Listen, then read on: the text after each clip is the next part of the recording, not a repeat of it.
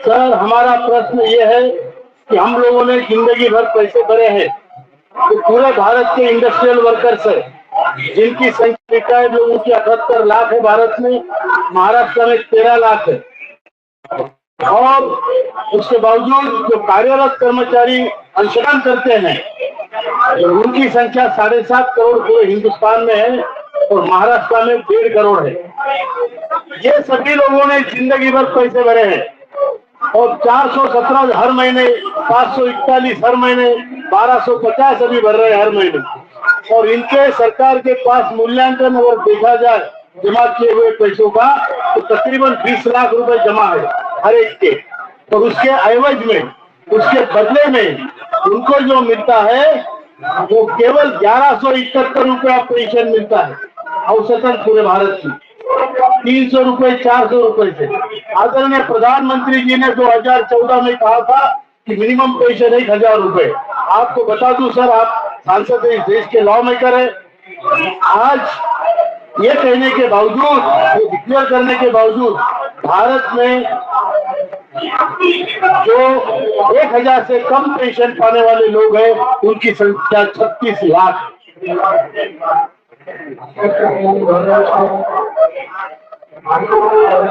उनकी संख्या 36 लाख है।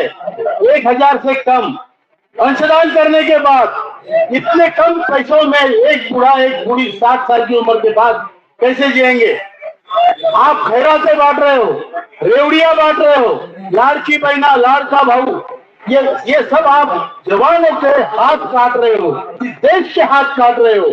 और जो बूढ़े लोग हैं उनको पैसे दबा के बैठे ईपीएफओ और ये सरकार, और ये पैसे दबाने के बाद आप बोलते हो वृद्धाश्रम खोलो, इनको एम्पावर करो, उनका पैसा उनको वापस दे दो। 10,000, 7,500 रुपए और महंगाई भत्ते की हमारी मांग है, मेडिकल फैसिलिटी की मांग है। बहुत बड़ी मांग है क्या? नहीं। बहुत बड़ी मांग है क्या? नहीं। अगर आप मुद्दों को इस तरह से उपेक्षित रखेंगे तो हमारा श्राप लोग भुगत चुके हैं पिछले इलेक्शन में, आगे भी भुगतेंगे अगर ऐसा होगा तो। लेकिन हमारा कहना है, हम राजनीति नहीं करते हैं, हम किसी पॉलिटिकल पार्टी से बिलोंगिंग नहीं करते हैं, हम एक नॉन पॉलिटिकल संगठन चलाते हैं जो सामाजिक संगठन है। और इसीलिए सभी पार्टी के सांसदों का हम यहाँ पर तहे दिल से स्वागत करते हैं। आप हमारे बनिए, हमारे वकील बनिए, हमारे सांसद बनिए। और इतनी बड़ी देश की जो कॉन्स्टिट्यूएंसी है, आज यहाँ राजनीतिक तौर पे देश के 22 राज्यों के लोग आए हुए हैं, बिहार से लेके पंजाब से लेके बंगाल से लेके तमिलनाडु तक, गुजरात से लेके राजस्थान, आसाम, उत्तराखंड, उत्तर प्रदेश, हरियाणा, सभी प्रदेश के लोग हैं, महाराष्ट्र के लोग हैं। और इसीलिए आपसे प्रार्थना है सर कि हमारा ये मुद्दा आप सुलझाइए, उसको उठाइए और आप एक इतने बड़े क्रांति का हिस्सा बनिए, आप पुण्य कमाइए। और इसीलिए आपसे हाथ जोड़ के निवेदन है कि आप हमें भरपूर आशीर्वाद दीजिए और हमारे रिप्रेजेंटेटिव बनकर आज हम संसद में जाएंगे तो हमारा प्रश्न उठाइए। धन्यवाद सर।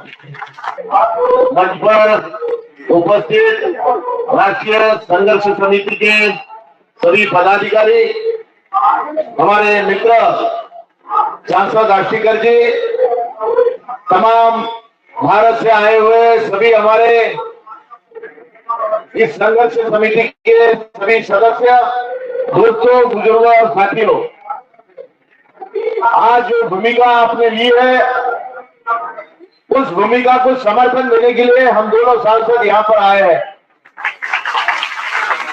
हम आपसे वादा करते हैं कि ये संसद भवन में आपकी आवाज जरूर गूंजेगी और महाराष्ट्र से आपकी आवाज गूंजेगा। आप कोई भीख नहीं मांग रहे, जिन्होंने दिन रात मेहनत करके इस देश को, इस इंडस्ट्री को आगे बढ़ाया है, वो अगर अपनी हक की बात करते हैं और उनकी हक की बात अगर कोई सुनता नहीं है, ये सरकार नहीं सुनती होगी, तो हमारे सरीके सांसदों ने वहां पर आवाज उठाना चाहिए। ये जो आपकी अपेक्षा है उसकी पूरी करने की कोशिश निश्चित तौर से आने वाले 3 दिन में आपको समझ जाएगा कि महाराष्ट्र के सांसदों ने आपकी आवाज उठाई है। अरे सांसदों को यहाँ पे पेंशन 50,000 है, एक एमएलए को पेंशन 50-60 हजार रुपए है। और जो हमारे गरीब जिन्होंने दिन रात मेहनत करके काम किया उनका पेंशन सिर्फ 1,000 है।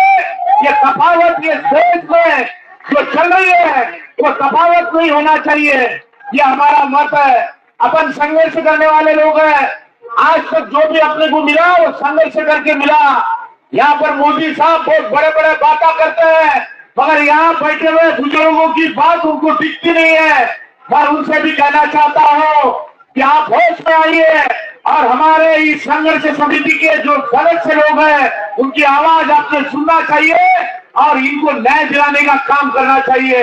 ये जो सरकार बैठी है ये सरकार को मेरी चेतावनी है कि अगर इनकी हक की बात आपने सुने नहीं तो अगले 5 साल में आपका पत्ता साफ करने का काम ये जनता करने वाली है।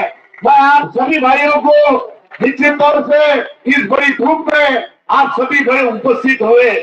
आपका जो संघर्ष चल रहा है हमारी सत्ता नहीं है मगर हमको आपको निश्चित तौर से आपकी आवाज बनने की कोशिश हम जरूर करेंगे और आपकी आवाज बनके वहां पे संसद में आपका मुद्दा उठाएंगे और न्याय दिलाने की कोशिश करेंगे। इतना ही बोलते हुए मैं आप सभी भाइयों को शुक्रिया अदा करता हूं। आप सभी भाइयों ने हमारा जो मान सम्मान किया इसके लिए मैं आपका सबका शुक्रिया अदा करता हूं और मेरे 2 शब्द समाप्त करता हूं। जय हिंद, जय महाराष्ट्र, जय हिंद।